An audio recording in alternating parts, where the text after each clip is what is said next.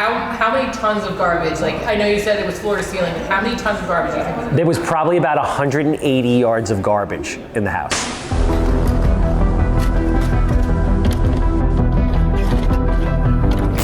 I've seen thousands of houses over the last 5 or 6 years, and this is by far and away the worst. This particular house is in Plainview. I get a call from the owner and he says, listen, sir, I just have to prepare you.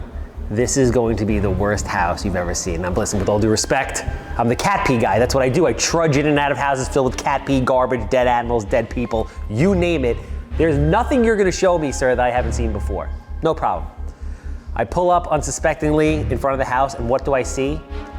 The entire lawn, both front and back of this little 50 by 100 lot in Plainview, is covered in car parts. Every inch of the property is covered in car parts.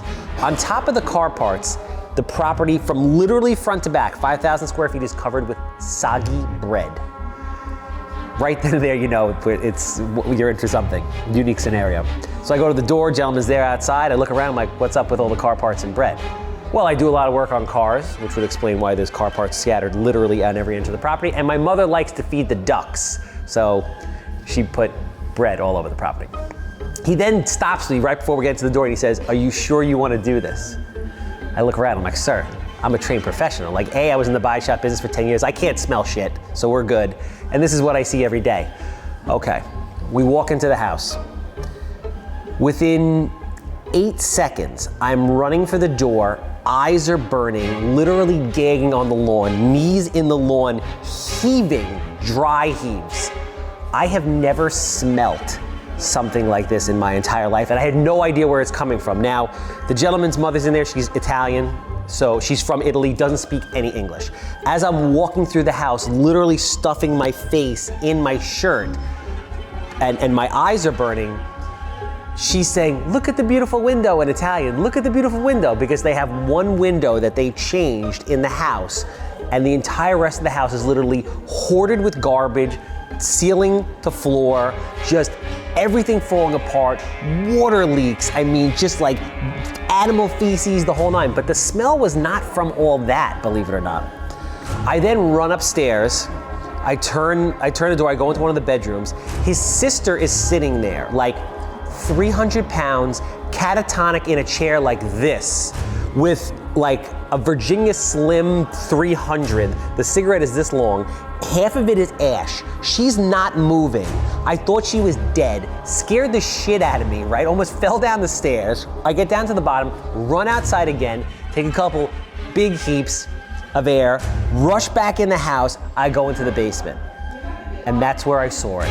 And that is where, in my constant spiel, if you ever heard it, human waste floating past the basement steps come from. As I go down the stairs, it's like out of a sci-fi movie. The entire basement is filled top to bottom with the thickest cobwebs you've ever seen. You can't see anything. But the only thing I do see when I get down to the bottom of the stairs is water and literal, like 6 inches of sludgy human shit sloshing back and forth throughout probably 3/4 of the basement. It was probably a blend of, like, you know, garbage, shit, and animal waste. That place was literally like, I was afraid that if somebody lit a match, like the sister smoking upstairs, I figured there was enough methane gas from the human shit in that place to turn that place into Chernobyl.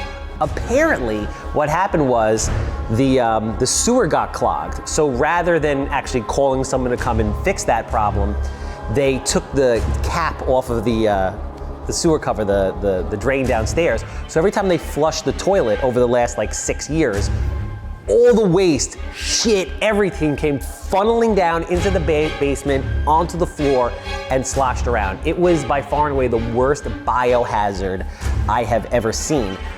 Fast forward, I actually got an accepted offer on that property. It never closed. Fast forward 4 or 5 years where we are today. The town knocked it down. The gentleman still owns the land, and every time you make a deal with him on the land, he disappears. This property will absolutely never be sold, but that is the story of the worst house I've ever seen.